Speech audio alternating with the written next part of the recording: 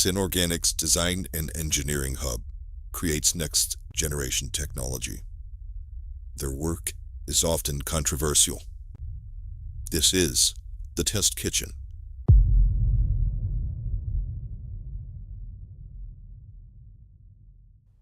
Given what Coy had been through, it didn't shock me that she wanted to focus on violent offenders. But the way she framed this project, it wasn't about the law. It was clearly about something much deeper. This wasn't theoretical.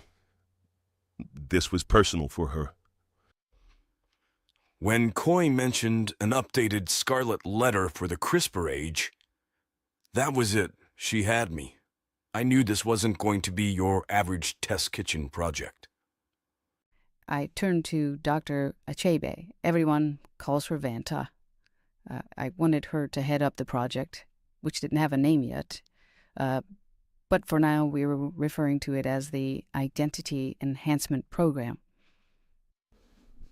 I admit I get a little lightheaded when Coy runs her ideas by the legal department.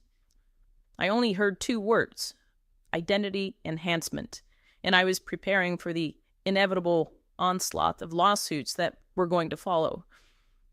If what I heard through the internal whisper stream here in corporate, if that was true, this project would be dead on arrival as long as I headed up the legal division. I was surprised when Coy invited me to cover this story on the development of a technology, from concept to prototyping to the product rollout. I think her goal was to really provide accurate information to counteract misinformation that typically will flood media. And I admired her commitment to transparency and found it intriguing that this project wasn't solely focused on prevention, but was fundamentally about rethinking how we address violent offenders. I really wasn't keen on inviting a journalist to have full access to our meetings, but Coy outlined what she was thinking, and for a brief moment, maybe 40 seconds, I felt reassured. Coy has such strongly held beliefs, and she doesn't always consider the legal minefields she's prancing through and dragging me along for the ride. Oh, yeah. Yeah, we were behind the 8 ball on this one. Now check this out. When we first took this project on, our crime data statistics showed that the majority of crime, violent crime, and by majority, I'm defining that as 93%, of violent crimes occurred between 2 a.m. and 6 a.m. That was our starting point for addressing violent crime. Throw me a bone, for Christ's sake. Most violent crimes occurred during this narrow window, and the question became, how could we meaningfully use that information and that data to help us identify violent criminals? So you see our challenge.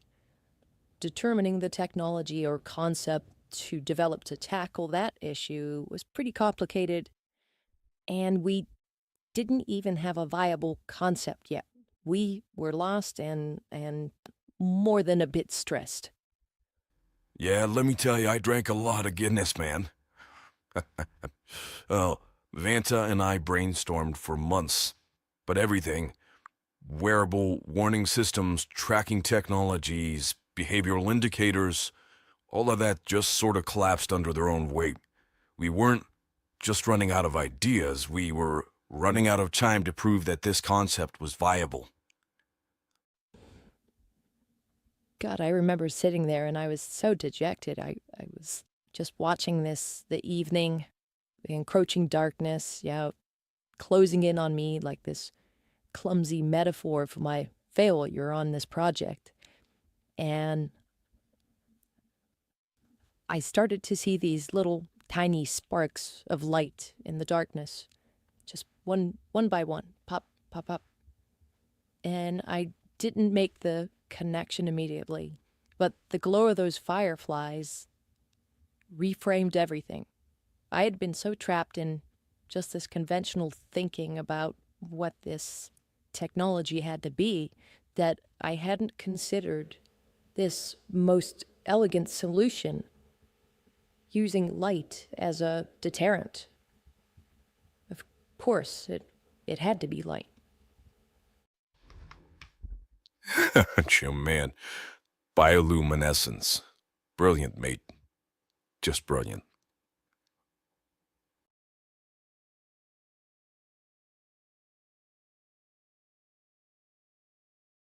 Don't forget to like, subscribe, and sign up for notifications so you don't miss any stories. If you have a neural implant and it's vibrating at a 2.7 megahertz, tune into channel 2. You'll also get updates. Thanks for watching.